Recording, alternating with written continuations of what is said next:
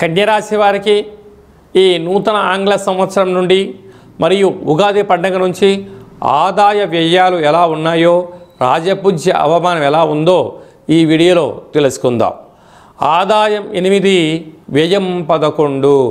అనగా 8 రూపాయలు మీరు సంపాదిస్తే 11 రూపాయలు ఖర్చు పెట్టబోతున్నారు కనుక 3 రూపాయలు అప్పు కాబోతుంది. కనుక ఇలాంటి కాల సమయంలో అపోహలకు వెళ్ళొద్దు, ఆడంబరాలకు దూరంగా ఉండండి. బంధువులని, మిత్రులని, స్నేహితులని, సన్నిహితులని కానీ అప్పు ఇచ్చారా తిరిగి రాకపోగా మీకు అశాంతి, అనారోగ్యం కలిగి మానసికమైనటువంటి ఇబ్బందికి గురయ్యే పరిస్థితి చాలా అధికంగా ఉంటుంది. రాజపూజ్యం 3, అవమానం 3.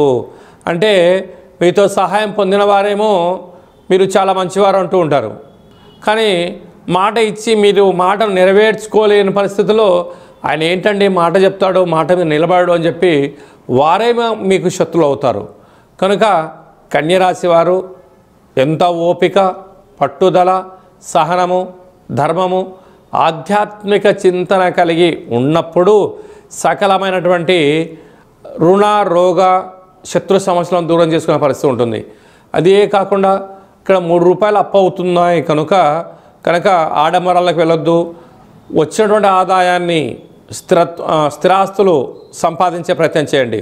కానీ బ్యాంకు వాళ్ళు లోన్లు ఇస్తున్నారు కదా, అడగగానే అప్పులు ఇస్తున్నారు కదా అని చెప్పి అప్పులు తెచ్చి ఇంకో చోట మీరు పెట్టుబడులు పెట్టారా? మీరు అప్పు తెచ్చిన చోటనేమో మీరు అప్పులు కట్టాలి.